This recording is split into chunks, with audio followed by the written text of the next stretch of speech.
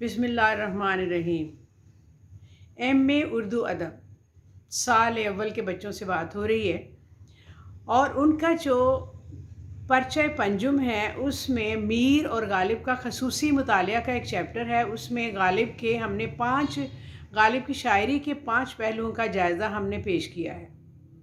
اب ہم میر کی طرف آئیں گے، اور میر کے مختلف جو سوالات اور جو نکات ہیں ان کو پیش کرنے سے پہلے جو ان کا ایک سوال ہے نا کہ میر کا عہد ان کی شاعری کے آئینے میں، اس کو ہم دیکھیں گے۔ میر نے اپنی شاعری میں اپنے عہد کی عکاسی جس طرح سے کی ہے، اس کو جاننے سے پہلے یہ ضروری ہے کہ ہم میر کے حالات زندگی کے بارے میں چند لائنوں میں، چند الفاظ میں اس کا ذکر کر لیں۔ میر صاحب کا نام محمد تقی تھا۔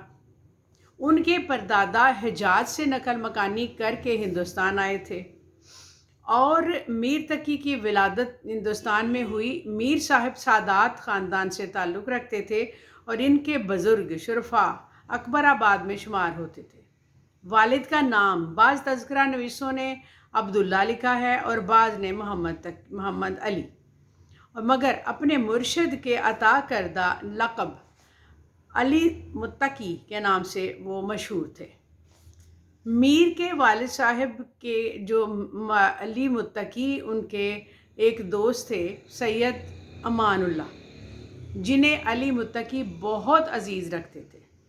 سید امان اللہ کو بھی علی متقی سے بہت محبت تھی، ان کے بیٹے سے، میر سے بھی۔ چنانچہ اس تعلق کی بنا پر انہوں نے میر کی تعلیم و تربیت کی تمام ذمہ داری خود سنبھال لی۔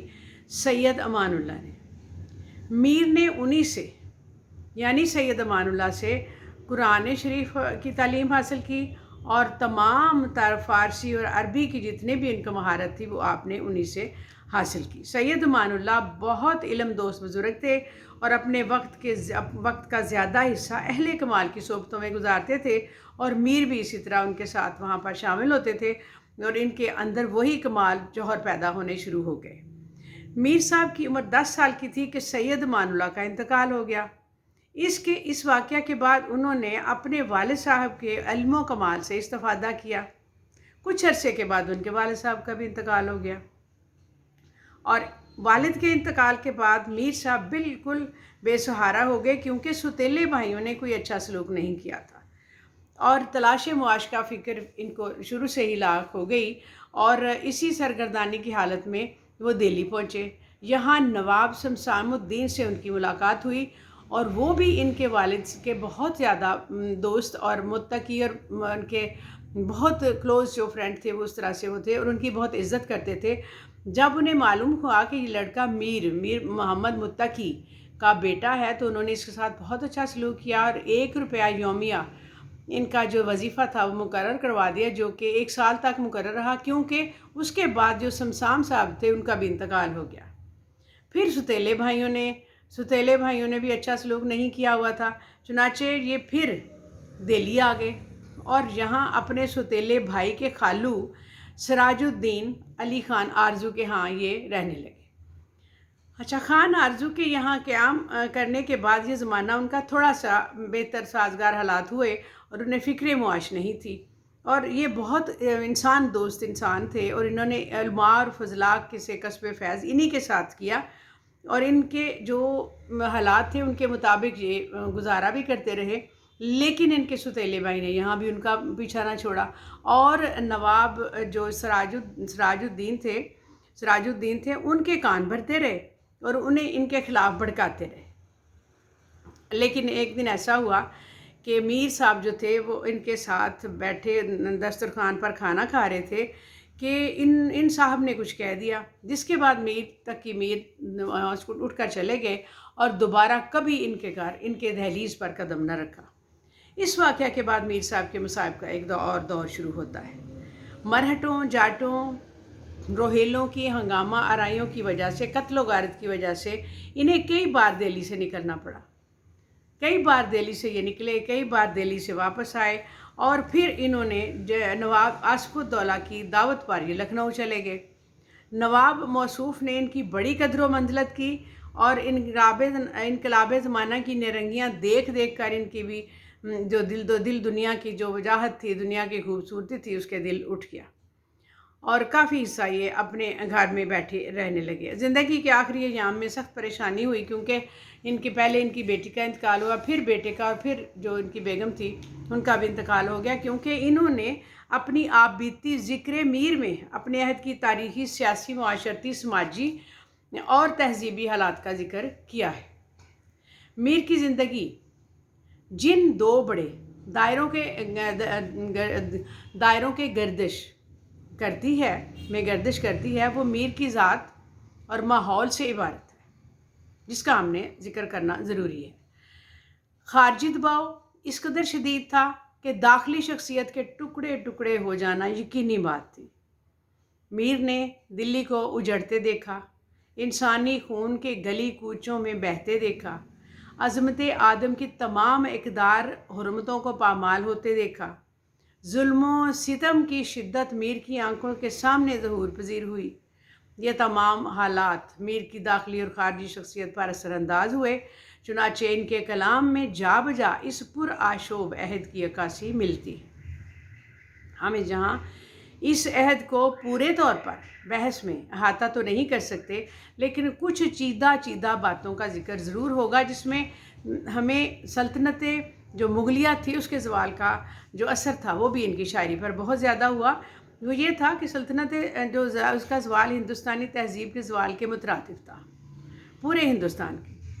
اس آشوب سے جہاں باہر کی دنیا متاثر ہوئی، وہاں انسان کی جو داخلی کائنات بھی بکھر کر رہ گئی۔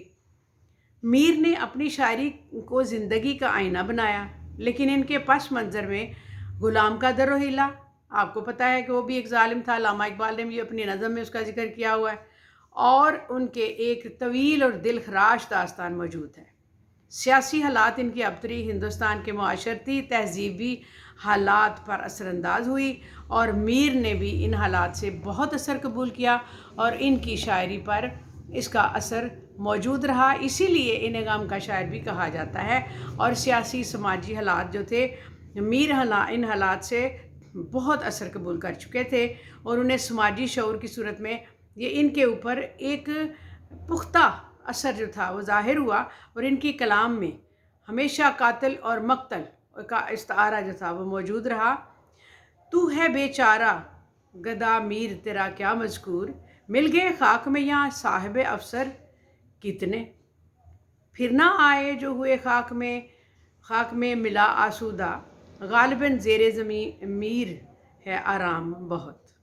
انہیں اس قسم کی شاعری کرنا پڑی، یعنی کہ زندگی میں تو کوئی سکھ ملا نہیں تھا، اور ان کے جو کہتے ہیں کہ ان کی آنکھوں کے سامنے جب شہر قبرستان بن گئے، تو ان کی جو گلی کوچوں میں لاشیں بکھری ہوئی تھیں، تو ان کی تصویر شاعرانہ ماحول میں آنا بہت ضروری تھی۔ ملا ہے خاک میں کس طرح کا عالم یہاں، نکل کے شہر سے ٹک سیر کو مزاروں کا، ہر طرف سیر کر مزاروں کا، ہر طرف مزار ہی نظر آتے ہیں۔ چنانچہ انہوں نے حکومت وقت کا بھی یہی حال تھا، چنانچہ دہلی کی جو حالات تھے وہ میر کی شاعری پر بہت زیادہ اثر انداز ہوئے۔ یہ مختصراً بات اس لیے بتائی ہے کہ آگے ہم ایک پورا ٹاپک ہے جس کو کہ میر کو غم کا شاعر کہا جاتا ہے، اور میر کو درد کا شاعر کہا جاتا ہے۔ میر کے ہاں شدید غم و الم کی کیفیت پائی جاتی ہے، اور ان کے ہاں ایک خصوصی جو اثر ہے غم کا، وہ اس کی وجوہات، ان کی بنیادی بیسیکلی وجہ یہی تھی جو کہ ان کا بچپن کا زمانہ تھا، والد کا انتقال، بھائیوں نے تو یہاں تک کر دیا تھا کہ ان کو سمجھ لیا کہ یہ غمزدہ بہت ہو گئے جب ان کے والد کا انتقال ہوا، تو ستیلے بھائیوں نے کہا یہ تو ایک مینٹل کیس ہو گیا ہے، یہ تو بالکل دماغی لحاظ سے کوئی صحیح نہیں ہے، تو اس کو نظر انداز کر کے تو خود ان کی جائیداد بھی ساری آپس میں تقسیم کر لی، اور ان کو زمانے میں ٹھوکریں کھانے کے لیے چھوڑ دیا۔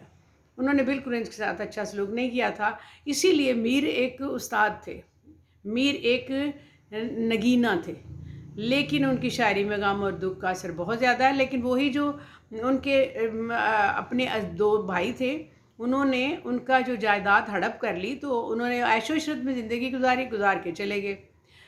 میر نے غم کی حالت میں زندگی گزاری تو دنیا ان کو یاد کرتی ہے، وہی نہیں ہم بھی ان کو یاد کرتے ہیں، قیامت تک ان کو یاد کیا جائے گا، بھائی نہیں میر یاد کیے گئے۔ یہ تھے حالات ان کے تھوڑے سے جو میں نے پیش کیے۔ اب نیکسٹ ویڈیو میں ہم ان کا میر کا شاعر جو ایز اے غم کے شاعر جو ہے نا اس کو ہم بیان کریں گے، اور اس کو آپ لنک کریں، شیئر کریں اور سبسکرائب کریں ماسٹرز کے اسٹوڈنٹس۔ انشاءاللہ پھر ملاقات ہوگی۔ خدا حافظ۔